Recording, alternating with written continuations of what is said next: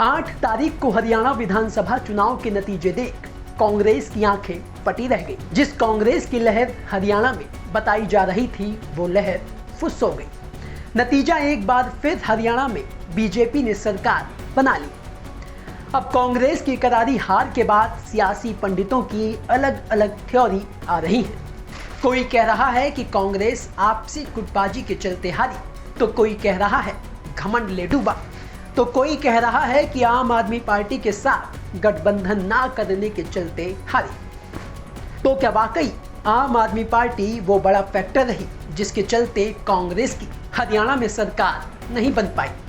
हालांकि आम आदमी पार्टी से गठबंधन ना करने को लेकर हरियाणा की कांग्रेस यूनिट का जवाब ये था कि आम आदमी पार्टी का हरियाणा में कोई जनाधार नहीं है, आम आदमी पार्टी हरियाणा में कोई फैक्टर नहीं है। लेकिन जिस आम आदमी पार्टी को कांग्रेस ने ये कहकर नकार दिया, उस आम आदमी पार्टी ने 7 सीटों पर ऐसा खेल किया कि लहर के बावजूद कांग्रेस सरकार बनाने से चूक गई।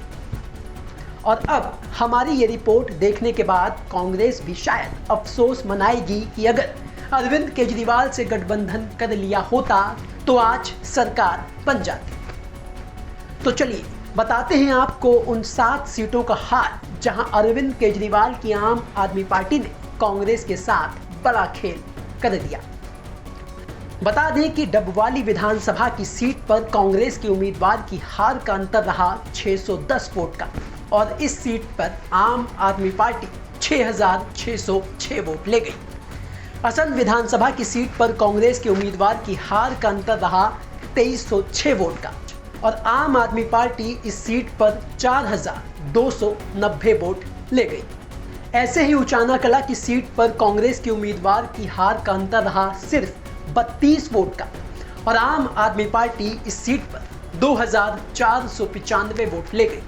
रानिया की सीट पर कांग्रेस के उम्मीदवार की हार का अंतर रहा सिर्फ 4191 वोट का और आम आदमी पार्टी इस सीट पर 4697 वोट ले गई। दादरी की सीट पर कांग्रेस के उम्मीदवार की हार का अंतर रहा सिर्फ 1957 वोट का और आम आदमी पार्टी इस सीट पर करीब 1400 वोट ले गई।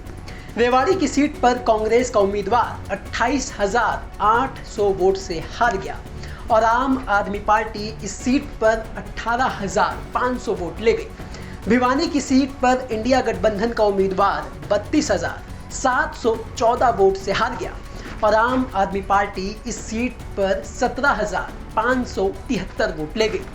तो ये है वो 7 सीटें जहां कांग्रेस के उम्मीदवार की हार के अंतर से ज़्यादा या फिर करीब करीब आम आदमी पार्टी वोट ले गई।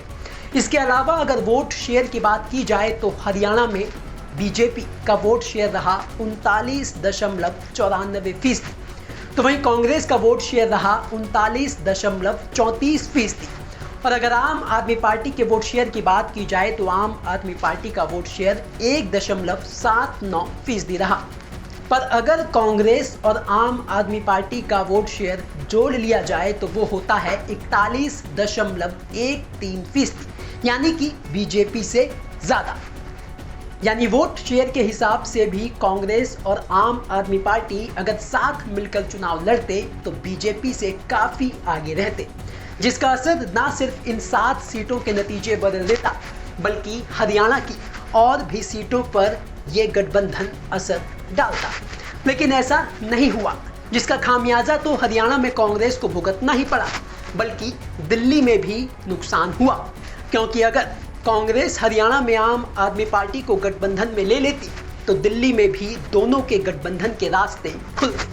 लेकिन अब ऐसा नहीं होगा, क्योंकि हरियाणा के चुनावी नतीजों के बाद आम आदमी पार्टी ने दिल्ली में अकेले चुनाव लड़ने का ऐलान कर दिया है। ब्यूरो रिपोर्ट, दिल्ली तक।